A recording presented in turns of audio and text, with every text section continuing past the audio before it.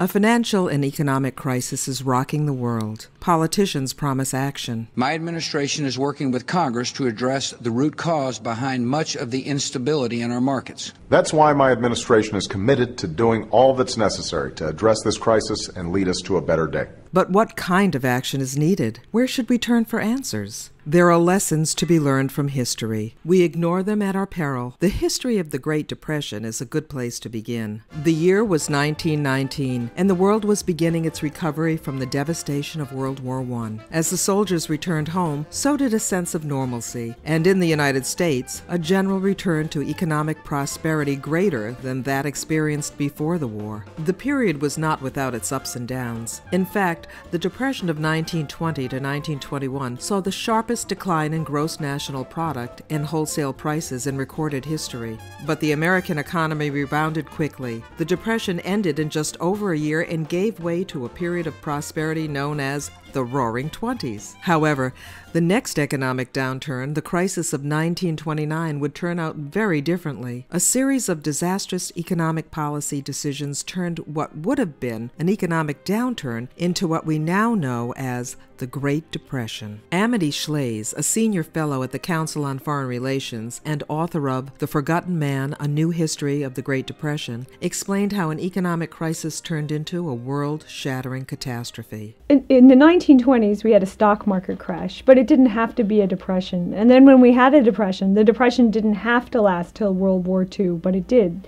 And in each instance, there were discrete policy errors that made a bad situation worse. President Herbert Hoover was an outspoken advocate of special barriers to trade with people in foreign countries, a policy known as protectionism. One of Hoover's first acts upon becoming president in 1929 was to hold a special session of Congress on tariffs, the taxes imposed on goods imported from abroad. Hoover later wrote in his memoirs that he believed a high tariff on agricultural products would help the U.S. farmer by building up his domestic market, since imported goods would then be too expensive for people to afford. Hoover thought that artificially raising prices for domestic agricultural goods would increase the income of American farmers and create greater demand for industrial goods. The now notorious Smoot-Hawley Tariff Act was passed by Congress in June of 1930 and signed into law by President Hoover. It represented a huge increase in tariffs on imported goods. The big tariff was called the Smoot-Hawley tariff. That's a great name, and we still refer to it, and it was a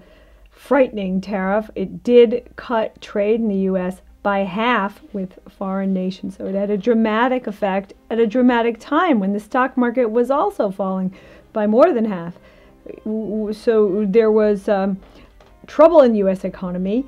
The stock market had crashed, and Smoot-Hawley made it all worse. The Smoot-Hawley tariff went well beyond increasing taxes on imported farm goods. By the time the bill was passed by the Congress, special interest groups of every kind had been able to cash in at the expense of American consumers and other less politically connected industries. The bill included special taxes on sugar, wheat, beef, cotton, textiles, leather and shoes, wool and wool products, velvet, decorative china, glass surgical instruments, pocket knives, and watch movements. Tariffs were raised on over 20,000 imported items. Of course, the people who had to pay the price to protect the chosen industries were American consumers and American businesses, anyone who had to buy any of the goods covered by the tariff in order to go about their daily business. The politicians didn't understand that you cannot create wealth by blocking trade. Exchange creates wealth by allowing people to exchange what they make for what others make. Each participant in the exchange can specialize in what he or she produces at the lowest cost. Trade is based on mutual gains. Blocking trade only makes the economic pie smaller. The special interests can gain if, as they make the pie smaller, they get a much bigger share of it. But everyone else gets a smaller share of a smaller pie. Protectionism impoverishes. Protectionism creates conflict between the interests of producers and the interest of consumers in every country saddled with protectionist policies. It also creates conflict between nations. U.S. exports fell dramatically as a result of the Smoot-Hawley tariff.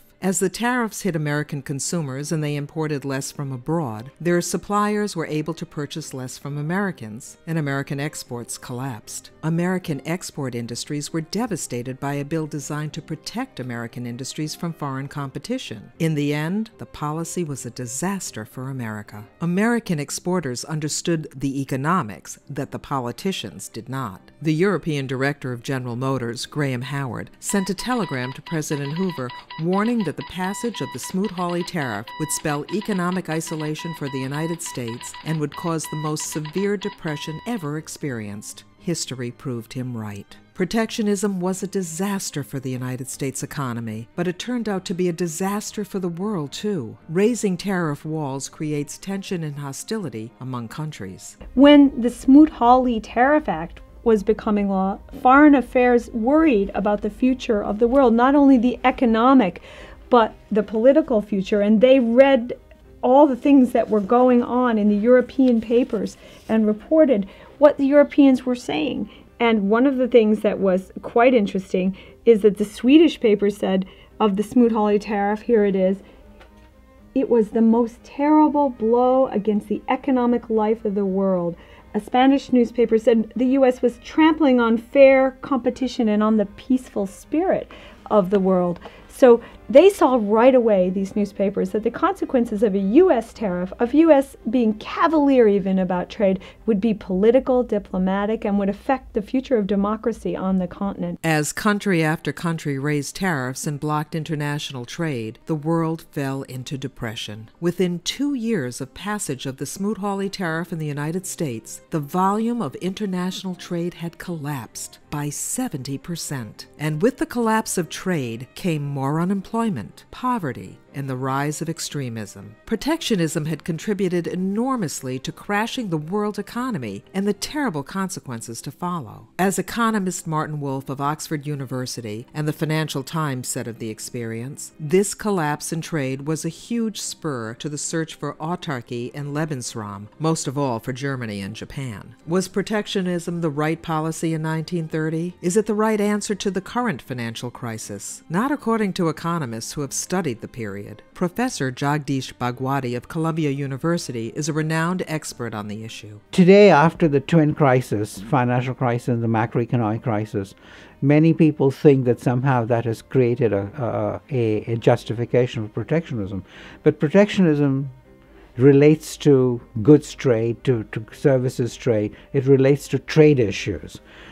The financial crisis relates to financial issues. Stopping trade won't solve problems rooted in the financial sector. Like the Smoot-Hawley tariff and the process of retaliation it set off around the world, protectionism will only make things worse, without addressing any underlying problems. Stopping trade won't cure our economic crisis. It threatens instead to make it much, much worse, as it did in the 1930s. Economists from around the world have joined together to protect free trade from the protectionists who want to stop trade. You can join them by signing the petition for free trade at www.freedomtotrade.org. This is a truly international effort uniting people from all over the planet. I'm Ali Huang from China, and I'm proud to stand up for the freedom to trade.